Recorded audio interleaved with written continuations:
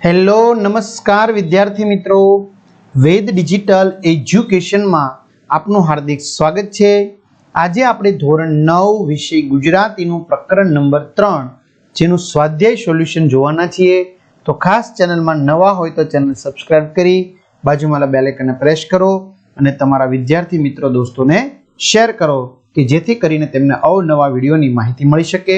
તો આપણે આજે ભણવાના છીએ ચેપ્ટર 3 પછી સાંભળ્યોજી બોલ્યા સ્વાધ્યાયનું સોલ્યુશન। તો લઈએ વિદ્યાર્થી મિત્રો પ્રશ્ન 1। પ્રશ્નની નીચે આપેલા વિકલ્પોમાંથી સાચો વિકલ્પ પસંદ કરી ખરાની નિશાની કરો।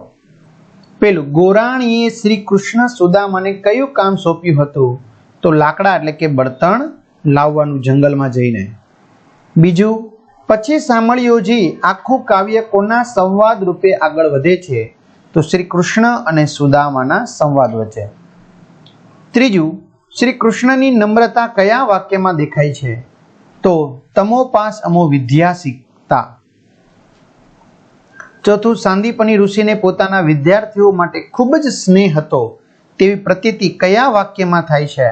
તો પછી ગુરુજી શોધવા નિસર્યા, કહ્યું સ્ત્રીને તે કીધો કેર, આપણા હૃદય સાથે ચાંપ્યા। આ ત્રણેય વાક્યોમાં જોવા મળે છે।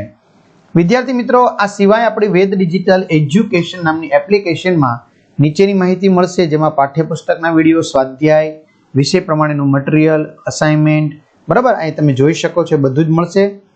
તો આ બધું ગૂગલ પ્લે સ્ટોર ઉપર જઈને એપ્લિકેશન ડાઉનલોડ કરો, મોબાઈલ નંબર નાખો, સેન્ડ ઓટીપી કરશો, 4 આંકડાનો ઓટીપી નાખશો, પેડ કોર્સમાં, એક્ઝામ પેપરમાં 3 થી 12માં એમ બધા મેનુમાં અલગ અલગ મળશે। ધોરણમાં જશો તો ધોરણમાં વિષય પ્રમાણે વિડીયો મળશે। આગળ જોઈએ પ્રશ્ન નંબર 2। નીચેના પ્રશ્નોના 2-3 વાક્યમાં ઉત્તર લખો। પેલું, સાંદીપની ઋષિની ચિંતા તમારા શબ્દોમાં વ્યક્ત કરો। તો વિદ્યાર્થી મિત્રો, આ સવાલ મોસ્ટ આઈએમપી છે। સાંદીપની ઋષિ ગામડેથી પાછા ફર્યા ત્યારે તેમને જાણ થઈ કે ગોરાણીએ કૃષ્ણ અને સુદામાને જંગલમાં લાકડા લેવા મોકલ્યા છે। તે સમયે મુશળધાર વરસાદ વરસતો હતો। આ બંને ક્યાં અટવાયા હશે એની તેમને ચિંતા થઈ। પહેલા તો તેમણે ગોરાણી પર ગુસ્સો કર્યો, પણ પછી તરત જ તેઓ વરસતા વરસાદમાં કૃષ્ણ અને સુદામાને શોધવા નીકળ્યા। જંગલમાં ટાઢમાં ધ્રુજતા કૃષ્ણ અને સુદામાને જોઈ તેમને આલિંગનમાં લીધા અને બંનેને આશ્રમમાં લઈ આવ્યા।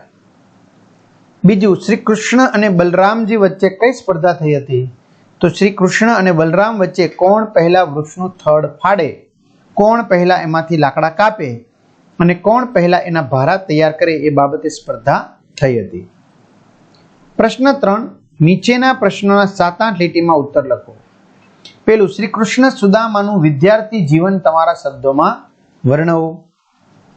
તો શ્રી કૃષ્ણ અને સુદામા સાંદીપની ઋષિના આશ્રમમાં સાથે ભણ્યા હતા। તેઓ 2 માસ સાથે રહ્યા હતા। બંને વચ્ચે નાનપણથી જ પ્રેમ હતો। તેઓ સાથે ભિક્ષા માંગવા જતા, સાથે જમતા અને ઘાસની બનાવેલી એક જ પથારીમાં સાથે સૂતા। તેઓ એકબીજાને પોતપોતાના સુખ દુઃખની વાતો પણ કરતા। સવારે ઉઠીને વેદની ધૂન કરતા। ગોરાણીએ જંગલમાંથી લાકડા લાવવાનું કહ્યું ત્યારે પણ તેઓ બંને સાથે જંગલમાં ગયા હતા। તેમણે વૃક્ષના થડ ફાડીને લાકડા કાપ્યા, એ લાકડાના 3 ભાગ કર્યા અને તેને દોરડાથી બાંધી 3 ભારા તૈયાર કર્યા હતા। આ અચાનક મુશળધાર વરસાદ વરસવા લાગ્યો ત્યારે પણ બંનેએ એકબીજાનો સાથ છોડ્યો નહોતો। શ્રી કૃષ્ણ સુદામા પાસે એ વાતનો એકરાર કર્યો કે સુદામાએ જ એને વિદ્યા શીખવી હતી, તો સુદામાએ વિનમ્ર ભાવે એને કૃષ્ણની મહાનતા ગણી। આમ આ કડવામાં શ્રી કૃષ્ણ અને સુદામાનું વિદ્યાર્થી જીવન સ્નેહ અને ગાઢ મૈત્રીના સંબંધોથી વણાયેલું હતું। પ્રશ્ન 4। નીચેની કાવ્ય પંક્તિ સમજાવો। તમો પાસ અમો વિદ્યા શીખતા તને સાંભળે રે, હું ને મોટો કીધો મહારાજ મને કેમ વિસરે રે। તો પ્રથમ પંક્તિમાં શ્રી કૃષ્ણ સુદામા પાસે વિદ્યા શીખતા હતા એ વાતનો એકરાર કરે છે। સુદામાએ એમના પર કરેલ ઉપકાર માટે શ્રી કૃષ્ણ કૃતજ્ઞતા વ્યક્ત કરે છે। બીજી પંક્તિમાં સુદામા જણાવે છે કે શ્રી કૃષ્ણે આમ કહીને એમને મોટો કર્યો અર્થાત યશ આપ્યો। શ્રી કૃષ્ણની આ મહાનતા છે। સુદામાના આ શબ્દો શ્રી કૃષ્ણ માટેનો એમનો વિનમ્ર ભાવ દર્શાવે છે. તો આ સાથે સ્વાધ્યાય વિદ્યાર્થી મિત્રો પૂર્ણ થાય છે.